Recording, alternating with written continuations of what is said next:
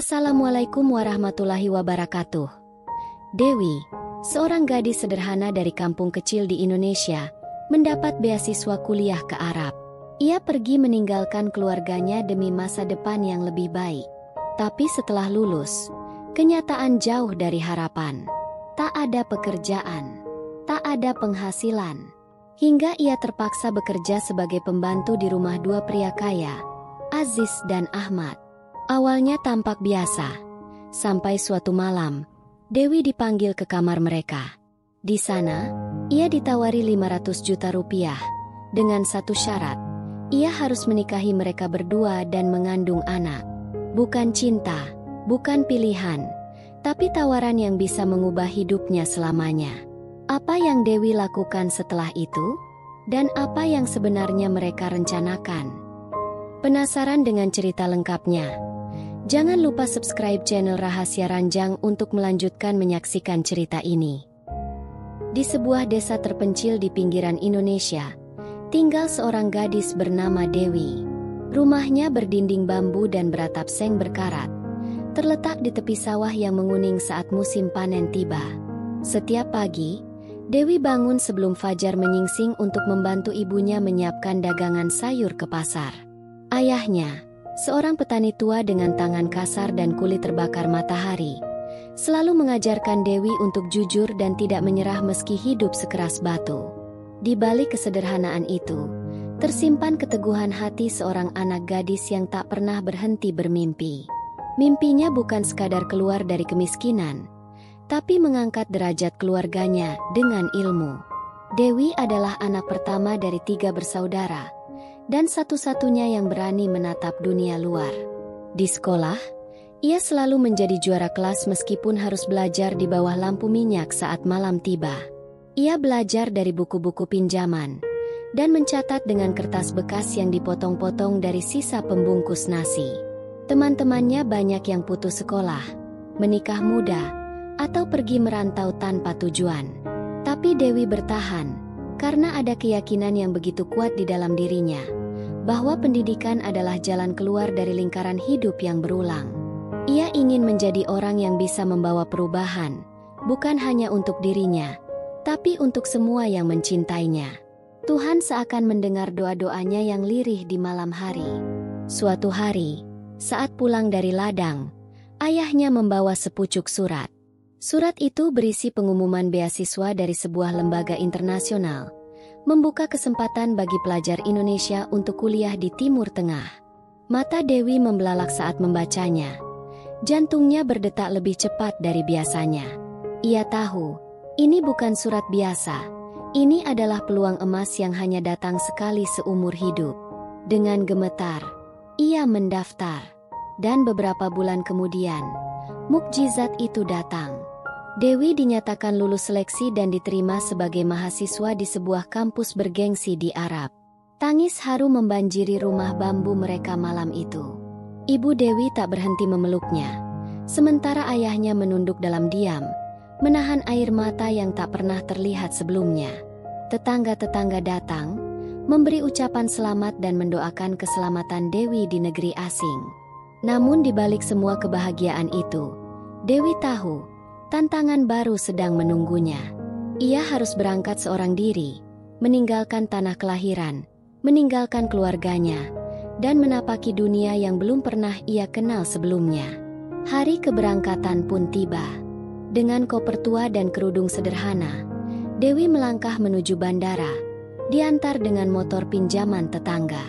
Ayah dan ibunya berdiri di pinggir jalan, melambaikan tangan, menahan tangis yang tak terbendung. Hati Dewi seolah robek. Ia ingin membawa mereka serta, tapi ia hanya mampu membawa satu hal, harapan. Saat pesawat tinggal landas, air matanya jatuh, namun dalam hatinya ia berjanji bahwa suatu saat nanti, ia akan pulang, membawa kebanggaan. Ia akan kembali bukan sebagai gadis desa, tapi sebagai sosok yang berhasil menaklukkan dunia. Dan dari jendela pesawat itulah, Dewi menatap awan-awan yang perlahan menjauh dari tanah kelahirannya. Ia sadar, hidupnya tak akan pernah sama lagi. Di depan sana, negeri asing menantinya, dengan bahasa yang berbeda, budaya yang asing, dan kesepian yang tak ia kenal sebelumnya. Tapi ia juga tahu bahwa setiap langkahnya kini bukan hanya miliknya sendiri. Setiap langkah itu membawa doa orang tuanya, harapan adik-adiknya, dan cita-cita yang telah ia peluk sejak kecil. Dewi pun menutup matanya dan berdoa agar langkahnya ke negeri pasir itu menjadi awal dari kisah besar yang telah Tuhan tuliskan untuknya. Langit kota itu selalu berwarna keemasan saat senja, tapi bagi Dewi, warna langit tak pernah seindah kenangan akan rumahnya di desa. Ia telah menempuh tahun-tahun panjang di kampus bergengsi, berjuang memahami pelajaran dalam bahasa asing, menahan rindu yang mendera malam demi malam. Ia tidak punya teman dekat, karena waktunya habis untuk belajar dan bekerja paruh waktu di perpustakaan kampus. Ia menghemat setiap sen beasiswa yang diterimanya, bahkan sering berpuasa bukan karena ibadah, tapi karena tidak punya cukup uang untuk makan.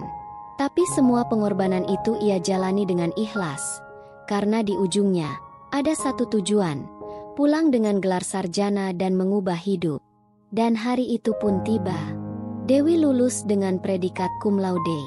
Ijazah itu ia genggam erat seperti selembar janji yang ia bawa sejak hari pertama ia berangkat. Ia membayangkan betapa bangganya ayah dan ibunya jika melihat anaknya kini menjadi sarjana dari negeri orang. Ia membayangkan kembali ke Indonesia, berdiri di depan kelas, menjadi dosen atau peneliti, menginspirasi anak-anak desa agar berani bermimpi seperti dirinya. Namun, kenyataan tak seindah hayalan. Di negeri tempat ia menuntut ilmu, izin kerja untuk orang asing sangat terbatas. Dan di negaranya sendiri, gelar luar negeri belum tentu berarti tanpa orang dalam dan koneksi yang kuat. Maka Dewi pun tertahan, terjebak di antara dua dunia yang sama-sama tak memberikan tempat untuknya. Dewi mencoba melamar pekerjaan sesuai jurusannya, dari perusahaan lokal hingga kedutaan, dari lembaga pendidikan hingga organisasi kemanusiaan. Tapi semua berakhir dengan jawaban yang sama. Kami menghargai kualifikasi Anda, tapi kami mencari kandidat lokal. Hari-hari berlalu dengan email yang tak kunjung dibalas, dan janji wawancara yang tak pernah datang. Perlahan, uang yang ia tabung mulai menipis. Ia mulai menjual barang-barang pribadinya, laptop, baju, bahkan cincin kecil pemberian ibunya. Ia masih bertahan di kamar kos kecilnya, tapi makanan kini hanya cukup untuk sekali sehari. Mimpinya masih hidup, tapi tubuhnya mulai melemah. Untuk bertahan, Dewi menerima pekerjaan apapun. Ia pernah mencuci piring di dapur restoran, membersihkan kamar hotel, bahkan menjadi penerjemah dadakan di terminal bus. Ia bekerja dengan diam, tak banyak bicara, karena ia tahu, ia bukan siapa-siapa di sini. Kadang malam-malam ia menangis dalam diam, sambil memeluk ijazahnya, seolah ingin bertanya, apa semua ini sia-sia? Tapi besoknya, ia tetap bangkit. Karena hidupnya bukan tentang menyerah. Ia sudah terlalu jauh untuk mundur. Suatu sore yang panas, saat ia duduk termenung di depan toko roti, seorang teman lama dari kampus lewat dan menghampirinya.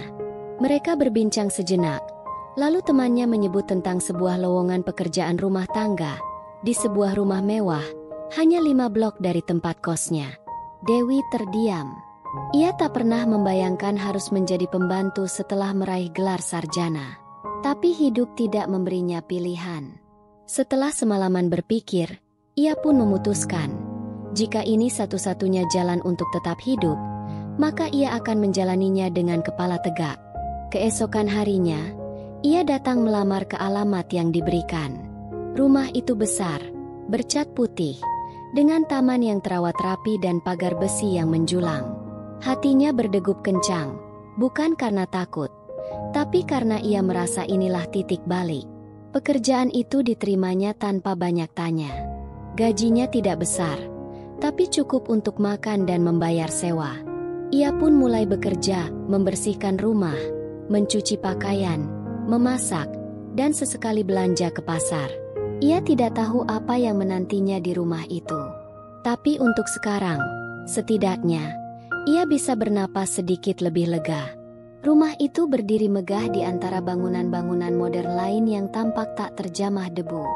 Dindingnya putih mengilap, jendelanya besar dan bersih seperti kaca toko perhiasan, dan pintunya tinggi, berat, seolah menjaga rahasia besar di baliknya. Saat pertama kali Dewi melangkahkan kaki ke dalam, ia merasa seperti memasuki dunia lain. Karpetnya lembut, perabotannya mahal, dan udara di dalam rumah sejuk seperti musim semi. Dewi menunduk sopan ketika dikenalkan kepada dua penghuni rumah, Aziz dan Ahmad, dua pemuda tampan, berwibawa, dengan tatapan mata yang tajam tapi misterius. Mereka adalah kakak beradik, anak dari pasangan pebisnis sukses yang kini tinggal di luar negeri dan jarang pulang. Aziz, si sulung, tampak dewasa dan tenang. Gaya bicaranya rapi, senyumnya tipis, tapi sorot matanya menyimpan kekuasaan. Sementara Ahmad, sang adik, lebih ceria dan terbuka. Ia sering bercanda, tertawa, bahkan tak segan menggoda dengan kata-kata yang kadang membuat Dewi canggung. Tugas Dewi tidaklah rumit. Membersihkan rumah, menyiapkan makanan, mencuci pakaian, dan memastikan segala kebutuhan rumah tangga berjalan lancar. Namun, sejak awal, Dewi merasa ada sesuatu yang janggal. Aziz kadang menatapnya terlalu lama. Ahmad suka berdiri terlalu dekat. Mereka tidak pernah kasar, tapi sikap mereka membuat jantung Dewi berdegup tidak karuan. Hari demi hari berlalu. Dewi berusaha bekerja sebaik mungkin, menahan kegugupan dan ketaknyamanan yang mulai tumbuh di hatinya. Tapi kedua pria itu perlahan menjadi lebih berani. Ahmad pernah menyentuh rambutnya sambil tertawa, mengatakan rambut Dewi mengingatkannya pada malam Arab. Aziz pernah menyentuh punggungnya saat lewat, lalu berkata, "Maaf, tidak sengaja." Tapi Dewi tahu, semua itu bukan kebetulan. Ia mulai takut. Tapi kemana ia harus pergi? Ia tak punya uang. Tak ada keluarga di negeri ini. Dunia luar bahkan lebih kejam daripada rumah besar ini. Pernah suatu malam, Ahmad masuk ke dapur saat Dewi sedang mencuci piring. Ia berdiri di belakangnya, terlalu dekat, dan berkata, "Kalau kamu merasa kesepian, jangan ragu bicara pada kami." Dewi hanya tersenyum kaku dan menunduk. Ia ingin berteriak, tapi siapa yang akan mendengarnya? Siapa yang akan percaya pada seorang pembantu? Semakin hari, batas-batas mulai kabur. Tangan mereka sering menyentuh lengan atau pinggangnya dengan dalih iseng. Bahkan saat Dewi menatap mereka dengan keberanian, mereka hanya tertawa, seolah ia tidak lebih dari hiburan sementara. Namun, Dewi tetap bertahan. Setiap malam ia menatap langit dari jendela kecil kamarnya, memeluk dompet berisi sisa uang yang tak seberapa. Ia tidak bodoh. Ia tahu apa yang mereka inginkan. Tapi ia juga tahu, hidup tidak selalu memberi pilihan yang adil.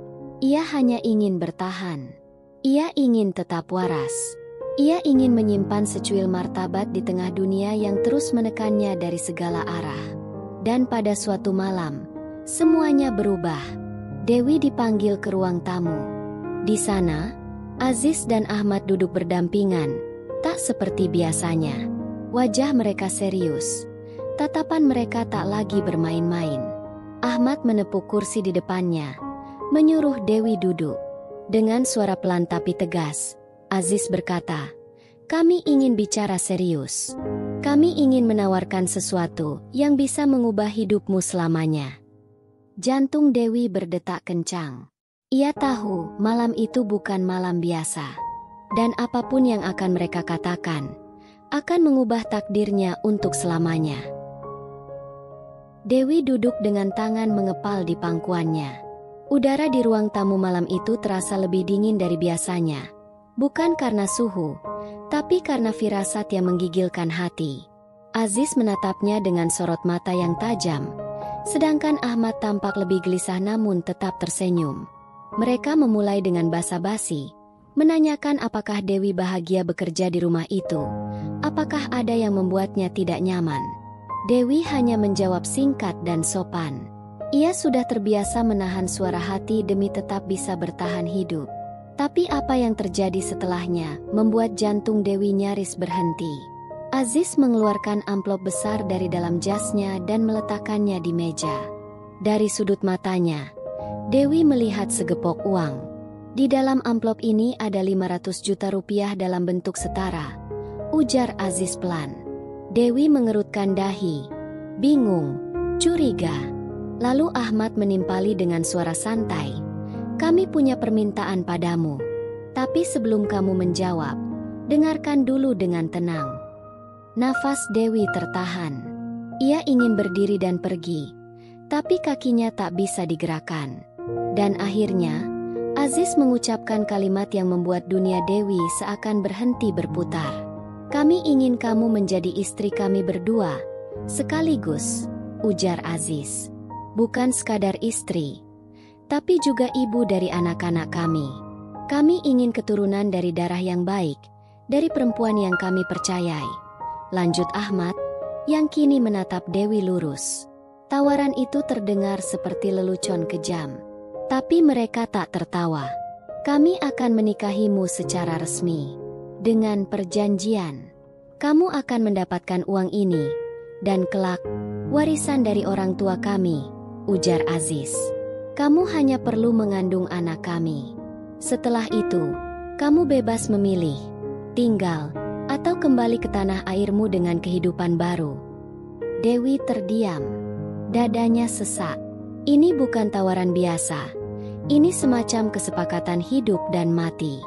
Di satu sisi, ada harga diri yang terus ia jaga selama ini meski digerus kemiskinan. Di sisi lain, ada masa depan yang terbentang di hadapannya.